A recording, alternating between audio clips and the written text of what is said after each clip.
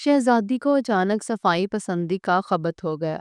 شاہی محل میں کسی کنیز کا ہاتھ غلطی سے شہزادی کے ہاتھ سے چھوٹ جاتا تو وہ اپنے ہاتھوں کو گھنٹوں دھوتی رہتی تھی۔ کھانے پینے کے صاف برتن شہزادی اپنے سامنے دوبارہ صاف پانی سے دھلواتی تھی۔ کھانا بھی بہت کم کھانے لگی، جس کی وجہ سے وہ بہت کمزور ہو گئی تھی۔ بادشاہ کو اس کی بہت فکر تھی۔ اس نے شاہی حکیموں سے شہزادی کا بہت علاج کرایا، مگر کوئی حکیم بھی شہزادی کا مرض نہ سمجھ سکا۔ بادشاہ نے شاہی حکیموں سے مایوس ہو کر اعلان کر دیا کہ جو شہزادی کا علاج کر کے تندرست کرے گا اسے مالا مال کر دیا جائے گا۔ کئی حکیم آئے مگر وہ شہزادی کے علاج میں کامیاب نہ ہو سکے۔ ایک دن ایک بوڑھا حکیم دربار میں حاضر ہوا اور اس نے شہزادی کے علاج کی خواہش ظاہر کی۔ بادشاہ نے اسے اجازت دے دی۔ حکیم صاحب نے سب سے پہلے وہ نسخے مانگے جن کی مدد سے دوائیاں تیار کر کے کھلائی گئی تھیں۔ وہ نسخے دیکھنے کے بعد حکیم صاحب نے شہزادی کے شاہی محل میں معمولات کے بارے میں تفصیل سے پوچھا اور انہیں ایک کاغذ پر درج کر لیا۔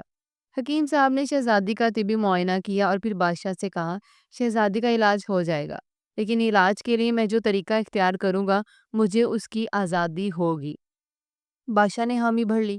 حکیم صاحب کے حکم پر شہزادی کو ایک کرسی پر بٹھا کر اس کے ہاتھ پاؤں کرسی سے باندھ دیے گئے۔ کمرے میں بادشاہ اور ملکہ کے علاوہ ایک کنیز بھی موجود تھی۔ وہ حیرت سے حکیم صاحب کو دیکھ رہے تھے کہ شہزادی کا علاج کرنے کا کون سا طریقہ ہے۔ وہ دوسرے حکیموں سے مایوس نہ ہوئے ہوتے تو اس حکیم کو رخصت کر دیتے۔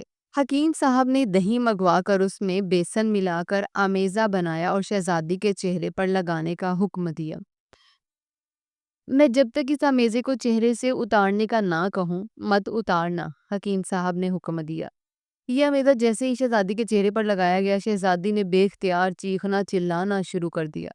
اس کے بعد حکیم نے ایک گلاس پانی منگوایا اور اس میں سے 2 گھونٹ بادشاہ سلامت کو پینے کو دیا۔ اس کے بعد قریب کھڑی کنیز کو اس میں سے 2 گھونٹ پینے کو کہا۔ پھر حکیم صاحب نے بچا ہوا مشروب شہزادی کو پلانا چاہا۔ شہزادی نے وہ پانی پینے سے انکار کر دیا۔ حکیم صاحب شہزادی کو زبردستی وہ پانی پلانے لگے۔ شہزادی نے انکار کیا، سر ہلاتی رہی، لاکھ کوشش کی کہ وہ پانی نہ پیے، لیکن تھوڑا سا پانی اسے پینا ہی پڑا۔ پانی پیتے ہی شہزادی نے شور کرنا شروع کر دیا، میں اب مر جاؤں گی، میں اب مر جاؤں گی۔ یہ کہتے ہوئے شہزادی بے ہوش ہو گئی۔ شہزادی کو رسیاں کھول کر اسے کمرے میں پہنچا دیا جائے۔ حکیم صاحب نے کہا، جب تک شہزادی خود بیدار نہ ہو کوئی اسے نہ جگائے۔ شہزادی جب نیند سے بیدار ہوئی تو وہ خود کو تندرست محسوس کر رہی تھی۔ اب حکیم صاحب روزانہ شہزادی کو مختلف دوائیں کھلاتے تاکہ اس کی طاقت بحال ہو جائے۔ 2 ہفتے گزر گئے۔ شہزادی بالکل ٹھیک ہو گئی۔ بادشاہ اور ملکہ حیران تھے۔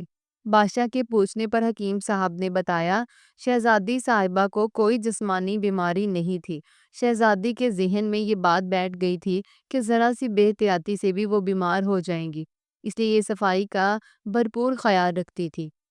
حد یہ کہ کسی سہیلی یا کنیز کا ہاتھ لگنے پر شہزادی صاحبہ خوف زدہ ہو جاتی اور گھنٹوں اپنے ہاتھ دھوتی کہ ان کے ہاتھ پر جو گندگی لگ گئی ہے اسے صاف کرنا ہے، ورنہ یہ چیز انہیں مار بھی سکتی ہے۔